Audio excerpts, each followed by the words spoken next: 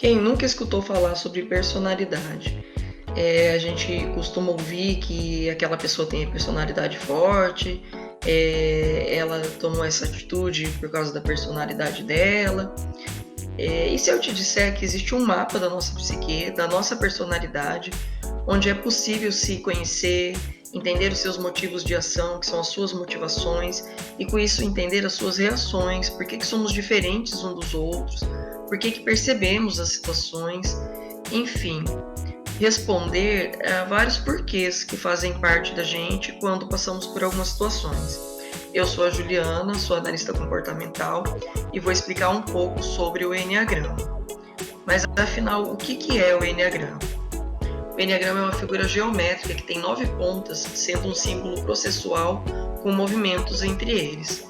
Cada uma das pontas representa um tipo psicológico básico que correspondem a formatos de personalidade. A mandala sagrada do Enneagrama é uma ferramenta bem antiga. Ela foi descoberta por aqueles que estudavam os mistérios do universo e da mente humana. E ainda é um conceito que vem de uma miscelânea, que vem através dos conhecimentos das antigas sabedorias dos egípcios, uma mistura com a cultura dos persas, dos sumérios e dos babilônios, agrega ainda mais o conhecimento dos pais da matemática na Grécia, tem a cultura espiritual dos celtas, e com tudo isso você pode ter certeza de uma coisa: é uma ferramenta de autoconhecimento fantástica. O seu nome significa Enea, 9, e gramos, figura, desenho. O Enneagrama serve principalmente como forma de mapear a personalidade do ser humano. Ela traz para a consciência os padrões de comportamento que são construtivos e destrutivos, e oferece alternativas para que a pessoa se desenvolva por meio do autoconhecimento. Os 9 tipos de personalidade são: o tipo 1 é o reformista ou o perfeccionista, pois a sua busca é pela qualidade e perfeição. O 2 é o ajudante ou o apoiador, é aquela pessoa que é muito prestativa. O 3 é o realizador ou também o vencedor, é a pessoa que busca pelos desafios e pela performance.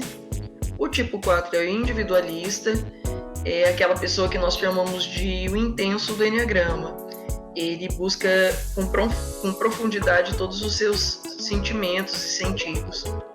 O investigador ou analítico é o número 5, é a pessoa que busca pelo conhecimento e privacidade. Tem também o tipo 6, que é o partidário ou precavido, busca sempre planejamento e precaução. O 7 é o entusiasta ou otimista, busca pelo prazer, pela positividade. O 8 é o desafiador, também chamado de poderoso, com base na sua busca principal, que é o poder. E o 9 é o pacificador, também chamado de mediador, devido à sua busca em mediar conflitos. A base do Enneagrama é a nossa essência, é o princípio, tá? Então a gente nasce em essência, nascemos criaturas em conexão com o divino, nascemos puros com uma missão, que é a evolução, com propósitos divinos para a nossa vida. Existe até aqui uma frase que diz que nascemos em essência para a essência, ou seja, nós viemos em essência, existe uma disruptura dessa essência para que nós possamos trabalhar a nossa evolução, o nosso crescimento, para que possamos voltar à essência depois que nós fizermos esse trabalho da evolução, do ganho de consciência bem feito.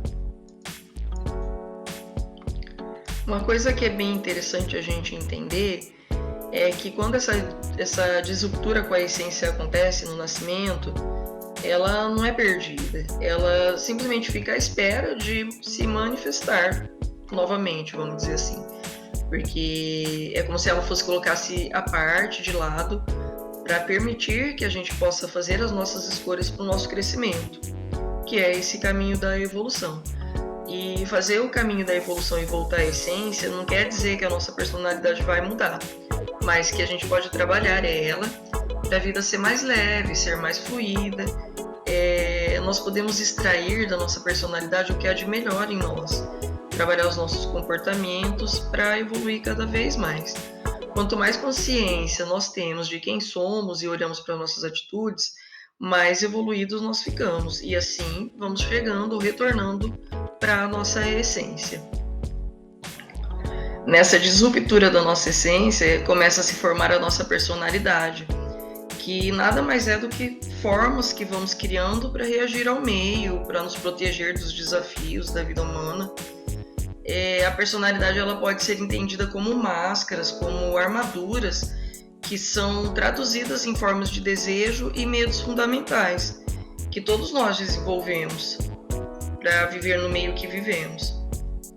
O conjunto de formas que cada um encontra para lidar com as adversidades, com os desejos, com as conquistas, perdas, reações aos seus sentimentos, é o que nós chamamos da personalidade de cada um. E como desejos fundamentais, entendemos as necessidades humanas, universais e legítimas que cada um tem. Já o medo fundamental é a inevitável perda de contato com a natureza essencial.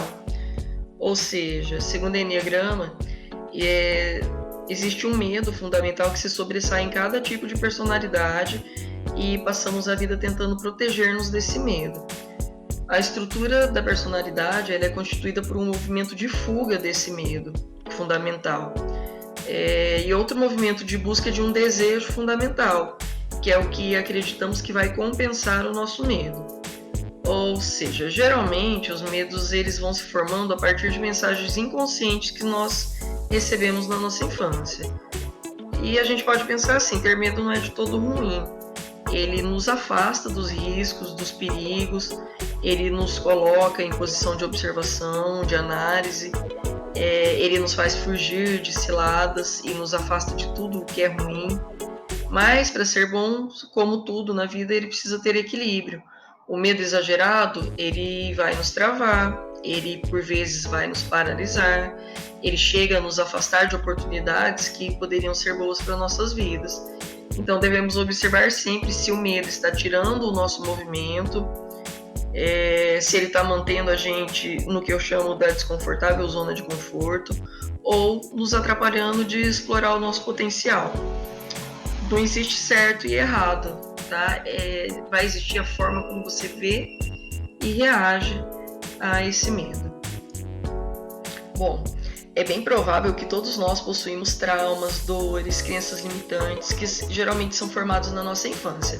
A questão é como nós, enquanto crianças, interpretamos esses fatos que nos ocorreram. E quando a gente fala da criança no Enneagrama, em nenhum momento nós temos a intenção de achar culpado ou justificativas, e sim entender o que o olhar e a reação dessa criança trouxe para sua personalidade. Quando falamos das dores da criança, a gente não está falando que a família ou o mundo que fez isso com essa criança. Na verdade, a gente não quer achar culpados, e sim, a gente quer mostrar que na disruptura dessa essência, acabou construindo uma personalidade com base nas percepções do que essa criança viu à sua volta, que é a forma como ela reagiu ao meio e foi criando os seus padrões. É com base nessa criança carente, ferida, com desejos e com necessidades, que o nosso ego, a nossa personalidade se forma, como um grande mecanismo de defesa pronto para nos proteger. Podemos entender o ego como uma grande máscara ou um grande personagem que criamos para não mostrar para o mundo os nossos medos, as nossas falhas ou as nossas deficiências. É um eu fingido, criado para esconder ou proteger o eu temido.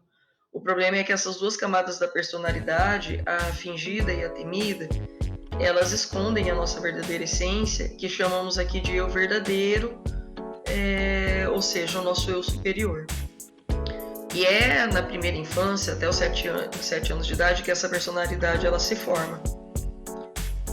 O que apontamos aqui como a formação dessa personalidade por criança é com base em estudos efetuados em indivíduos de cada personalidade sobre como foi a infância de cada um, onde nesses estudos foram detectados vários padrões de infância de cada tipo de personalidade.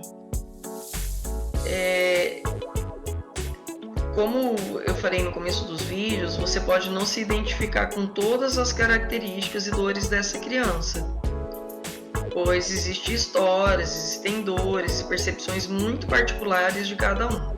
Caso você não se identifique, busca saber mais a respeito desse tipo, dessa criança, para entender o seu processo de formação de personalidade. O Enneagrama, ele divide as personalidades por centros de inteligência, que são os centros energéticos. Os centros energéticos, eles são 3, ou seja, chamamos de tríades, pois cada uma delas possui 3 eneatipos com padrões energéticos que são diferentes e ao mesmo tempo eles se integram. Eles vão trazer os 3 maiores grupos de problemas e defesas do ego. Ou seja, quando você olha para a sua tríade, você entende onde que está o maior desequilíbrio, porque elas revelam os principais meios pelos quais reduzimos a percepção e nos limitamos. Segundo o Enneagrama, todos nós temos 3 centros energéticos de inteligência: o mental, o emocional e o instintivo. Mesmo que temos os 3 centros, um deles sempre vai ser o nosso preferencial. Significa que ao tomarmos decisões, usamos ou o mental primeiro, ou o emocional primeiro, ou o instintivo. E a partir desses 3 centros, nós estudamos detalhadamente o Enneagrama, pois do mesmo jeito que vai ter a questão no superior, a questão positiva, o caminho para a essência, vai ter o inferior. Então, no mental, nós temos no superior as ideias santas e no inferior as fixações, que também chamamos de crenças. Na parte emocional, no superior nós temos as virtudes e no inferior temos as paixões, que também podemos chamar de pecados capitais. Já no instintivo, no superior nós temos os tipos de instintos de cada eneatipo, que vai ter no superior o autopreservação, o social e o sexual totalmente equilibrado, ou seja, não distorcido. Já no inferior, nós temos o autopreservação, o social e o sexual distorcido. No centro físico, nós encontramos as pessoas mais práticas, pessoas centradas no aqui e agora, focadas nas tarefas e ações. A preocupação central nessa tríade é o controle e a raiva. Já no centro emocional, nós encontramos pessoas com habilidades de conexão com o ser humano. São pessoas que têm grande facilidade de adaptação nas suas relações. A preocupação central dessa tríade é a rejeição e o abandono, justamente por ela ter grande facilidade com relacionamentos. No grupo do centro mental, nós encontramos pessoas do planejamento, da geração de ideias, de criatividade. E a principal preocupação dessa tríade é o medo e a ansiedade. Em cada ponto do Enneagrama, ele tem uma energia que se movimenta. Então, dentro de cada tríade, nós vamos ter o tipo que se movimenta de dentro para fora, o tipo que se movimenta de fora para dentro, e ainda tem o tipo que oscila, que ele está constantemente recebendo de fora, mas também trabalhando dentro, e então trabalhando de dentro para fora. Por exemplo, nos instintivos, o que opera é a energia da raiva, mas essa raiva no 8 vai operar de um jeito, no 1 vai operar ao contrário do 8, e no centro da tríade, que é no 9, ela vai oscilar como o núcleo dessa energia. Nos emocionais, o que opera são os sentimentos, ou seja, o coração, e nos mentais, a energia que opera é o medo. Vocês viram quanta informação o Enneagrama tem e dessa forma quanta coisa nós podemos trabalhar com ele? Você pode até estar pensando assim, então quer dizer que se existem 9 personalidades, a cada 10 pessoas, pelo menos 2 vão ser exatamente iguais? E a resposta é não. Conforme está aí na tela, olha só quantas variações o Enneagrama nos permite. Nós podemos chegar até 1944 variações. Nós temos 9 tipos, cada tipo vai ter 3 instintos dominantes, que são o preservação, o sexual e o social. E toda pessoa vai ter um instinto dominante e um instinto reprimido, mas você pegando 9 tipos com essas 3 variações, a gente já chega a 27 variações. Quando combinamos esses instintos, um dominante e um reprimido, a gente pode chegar a 54 variações. Essas variações ainda vão ter asas, ou seja, dentro do Enneagrama, nós temos um pouquinho da personalidade também dos nossos vizinhos. As asas são aqueles tipos que estão dos nossos lados. Por exemplo, o tipo 8 ele vai ter asa 7 e asa 9. Considerando 2 asas, então a gente chega a 108 variações. E como ele é movimento, ainda temos dentro do Enneagrama o movimento das flechas de cada tipo. E se a gente considerar pelo menos 2 flechas aqui, embora cada um poderia fazer um movimento por toda a mandala, essa é a ideia final, vamos dizer assim, do Enneagrama para a gente chegar em essência, mas vamos pegar só 2. Com 2 flechas, uma de estresse e uma de evolução, já chegamos a 216 variações. E temos ainda os níveis de consciência, que são 9 níveis de consciência. Conforme evoluímos ou fugimos da nossa evolução, nós vamos oscilando esse nosso nível de consciência. Então, dentro do Enneagrama, 9 níveis de consciência, vamos para 1944 variações. Muito bom, né? Olha quanta informação que nós podemos explorar para nos conhecer. O que está aqui nesse mapa que eu trouxe é apenas um pouquinho do que é essa ferramenta tão fantástica.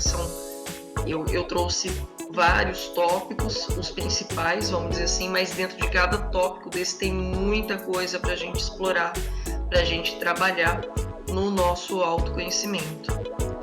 E se você ficou curioso, se você quer conhecer mais sobre o seu eneatipo, sobre você mesmo, sobre as pessoas que convivem com você, o seu parceiro, a sua parceira, os seus filhos, isso é muito importante, as pessoas que trabalham com você, se você é empresário e gostaria de conhecer como as pessoas da sua empresa trabalham, o primeiro passo é fazer o teste, tá? Então vai lá no nosso site, a gente tem o teste lá gratuito, e para quem entra lá e faz a inscrição ainda recebe esse relatório resumido, e depois você pode ir além, tá? Depois tem outros tipos de relatório, tem um processo onde você pode trabalhar tudo o que traz ali. O nosso site é o mundoenneagrama.com.br. E se você quiser saber mais sobre os nossos trabalhos de terapia, de autoconhecimento, entra lá no nosso site, serluzterapias.com.br. E se você chegou nesse vídeo através do nosso canal do YouTube, Ser Luz Terapias, aproveita e curte o canal, se inscreva para receber as novidades e vamos junto. Muito obrigada e até mais.